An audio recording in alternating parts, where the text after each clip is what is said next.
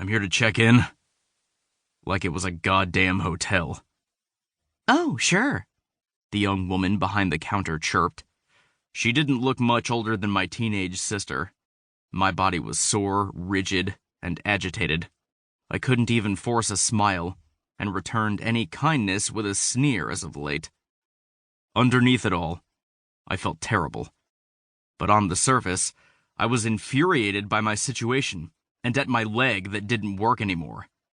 This was the toughest physical therapy facility in the state, and my only chance to return to work.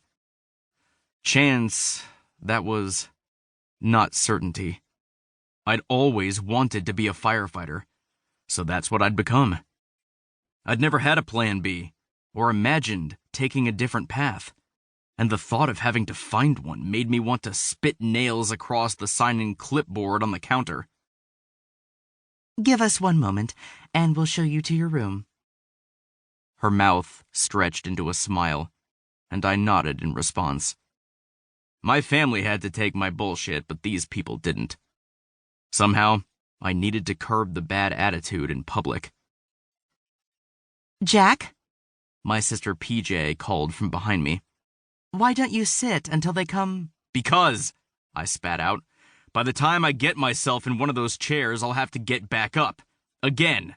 Just doing that will fucking exhaust me for the rest of the day. She huffed behind me, and I swallowed the twinge of guilt. If I wasn't hurt, my sister wouldn't stand for my pissy attitude. That was almost as bad as being coddled.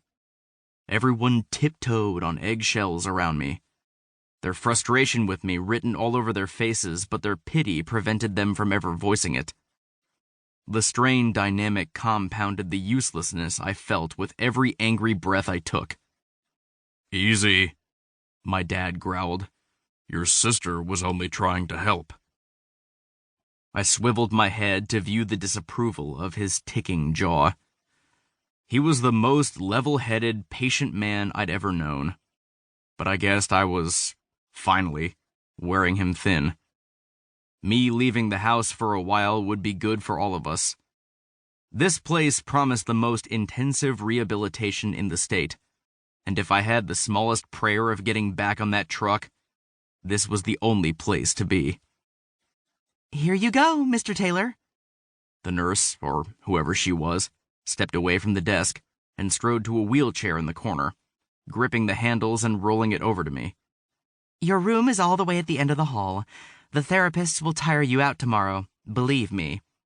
She chuckled, causing my blood to roar as it came to a boil. I can see you want to get started right away, but save your energy.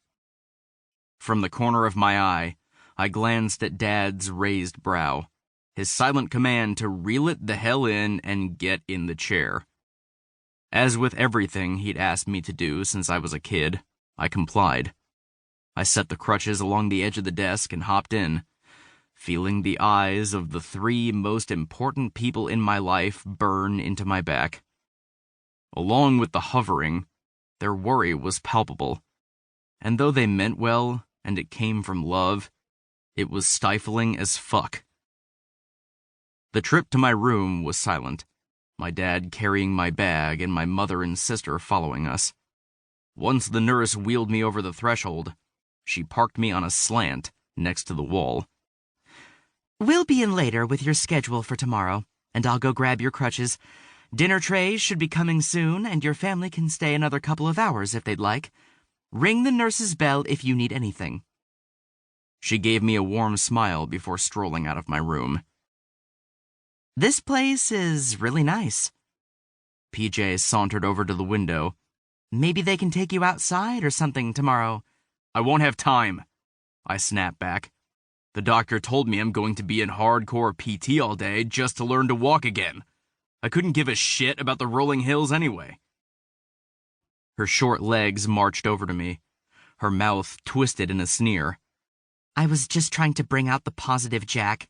You don't have to keep biting my damn head off. I'll put these in the middle drawers for now. Mom cut off my sister as she regarded me with tentative eyes. That way you don't have to bend or reach. I blew out an annoyed gust of air.